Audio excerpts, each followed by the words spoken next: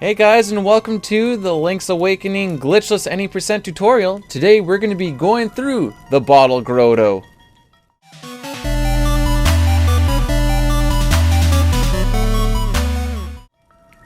So this dungeon is I find it kind of rough. So first thing you're going to want to do, this next little bit, if you can do it timed, well, it's kind of timed because of the enemy that's swinging around here.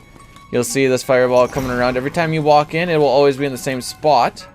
So what you want to do is you want to run in, hop up the stairs. You can hit both of those with the same powder. I like to hop over them, and through the door you go. Pretty simple. Yeah, don't get hit by them like that. Said you can hop up. You can hit both of these with a single powder just by basically staying right on the middle of the crack here. And then this, you just walk off. That'll just push you off right there. And then you come out to these guys. So the yellow guy here will walk around and he will try to home in on you on a jump. The white guy here will just walk around, and when you swing at him, he will try to jump away. Unless it's a spin attack. So what you want to do is try and get in a way where your sword isn't going to poke him. And you are going to try and spin attack as the first guy's falling down on top of you and you're close to the white one. It's a little bit tougher than it seems, and it's kind of RNG-ish depending on how they walk around, but let's see how we do. Alright, so we missed that guy, but if you're gonna miss one of them, you may as well miss the yellow one, as he's a lot easier to hit when he's on the ground. And then there we just pick up the key. So now we're gonna start working with a bit more switches. So there's one thing we're gonna be working on. Actually, well, no, we'll do it this way. So you can hit this just from going through, and you want to block this guy as he praises the sun, whatever you want to call it. So we can pick up our key here. There's a few different ways to do this dungeon. I'll show you the way that's,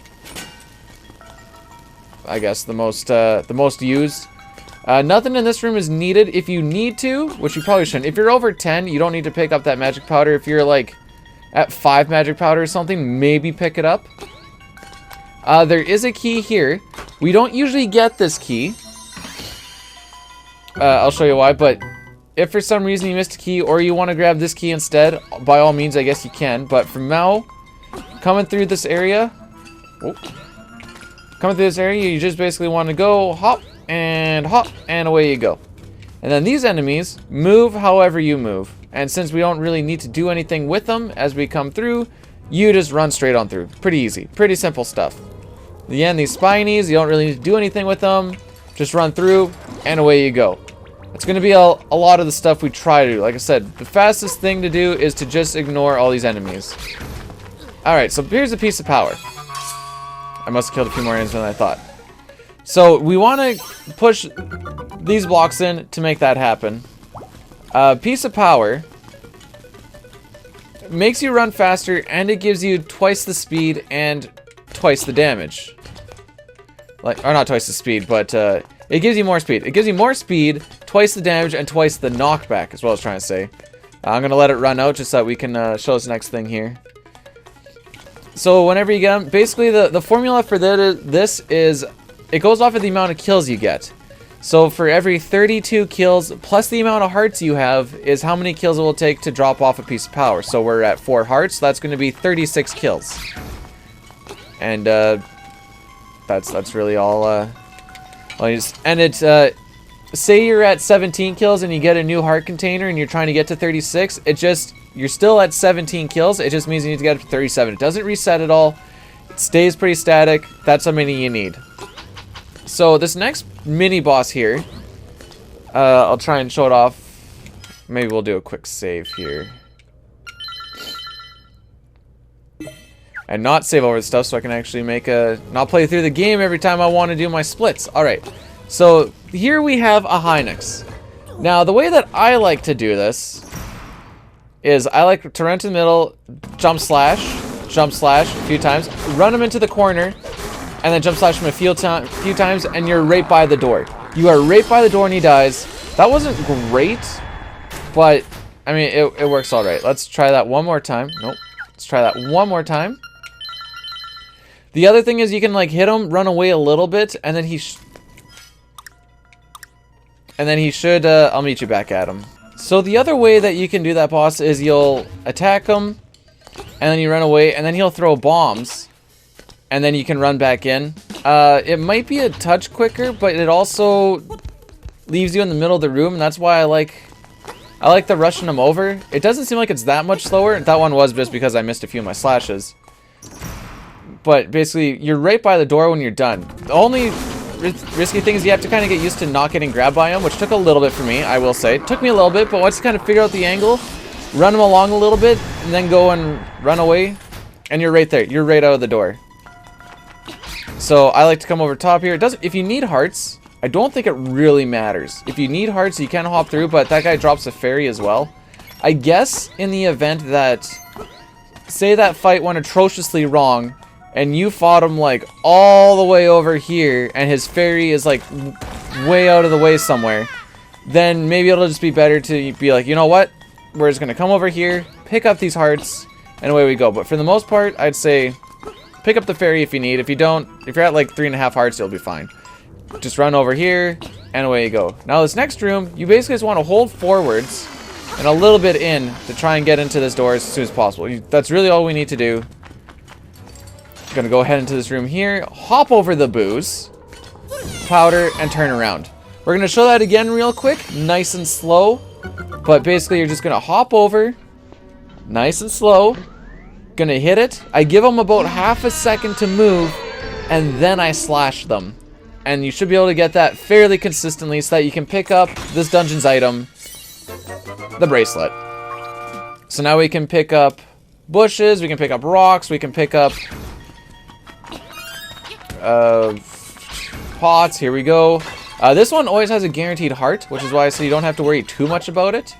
And this is one of the first times we're actually going to show the raising and the landing hitbox of the jump slash. If you do a raising hitbox right there, you'll double tap this guy. And all you want to do from that double tap, it just gets us on top of this blue, and you can just walk. See how that works? You can see the 2 hits. Boom. Boom. Fairly consistent. You just kind of walk in and hit it. And then you can hop right on over. So what you want to do, just not walk off the edge. Hit that. Go pick up this chest here.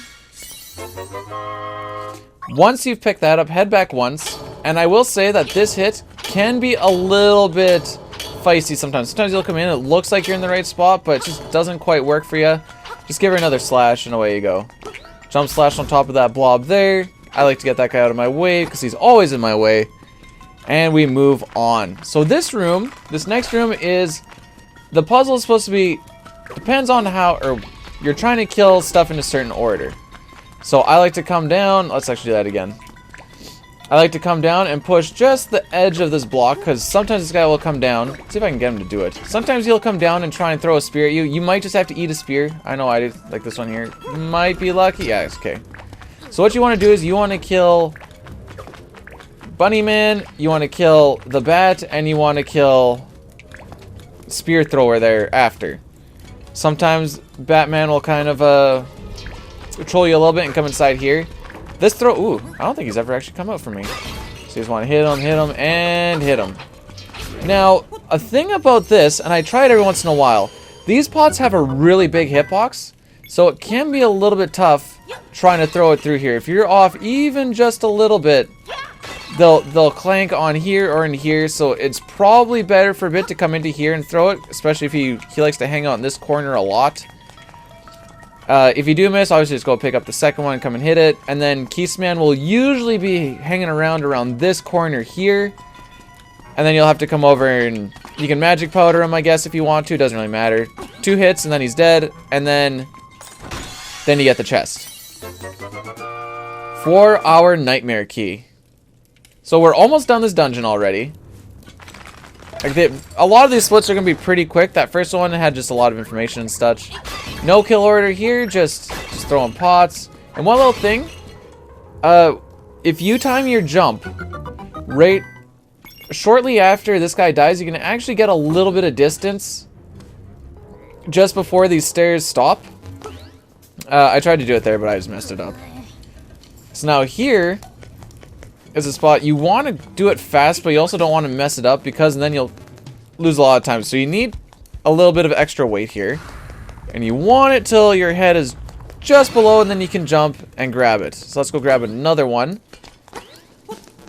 If you wait a little too, or no, if you don't wait long enough, like if you're like, oh, okay, that looks good, you're gonna hit, and oh, okay, now all of a sudden you have to go and grab another pot. So what you want says probably to have it so that most of his head is cleared, and then away you go, and then away you go, easy. And then this room depends on how comfortable you're feeling. If you're low on health, I would say just run around and hop over. This fight can be rough if you're low on health, I will say. Usually what people do is you line up right about here, and then you jump, and you can catch that edge. Even if you catch that edge and fall, it'll still consider that you were on that when you fell, and you should... Let's see if I can... Okay, there we go. And it's like, alright, you were on it when you got on there. Easy. So basically line yourself up, I don't know, about the bottom of the stairs, I guess. Hop in, roll your finger up, and away you go. Now is one of... honestly, probably the worst boss to do, just because he's slow and it's boring, and then once that starts to happen, then your mind wanders a little bit, and then that's usually when the mistakes happen. So the first phase here, he's just gonna chuck, I think, like 7 or 8 fireballs, and then you just gotta knock him over and throw him. So he's gonna stand here, and all you really need to do to dodge these is just back and forth. Just back. You can even hold out your shield. It's so slow you can hold out your shield. He throws all of them, and then you start hitting him with the sword. Mash through his text. Wait for some more. He's going to have some more text. And then he's going to do this 2 more times. At least there's no more text for this phase. He is going to have text for the next phase. Like, this is when you, like, look over at chat. Look at your phone, whatever. I mean, you probably shouldn't, but it's so boring. It's so boring.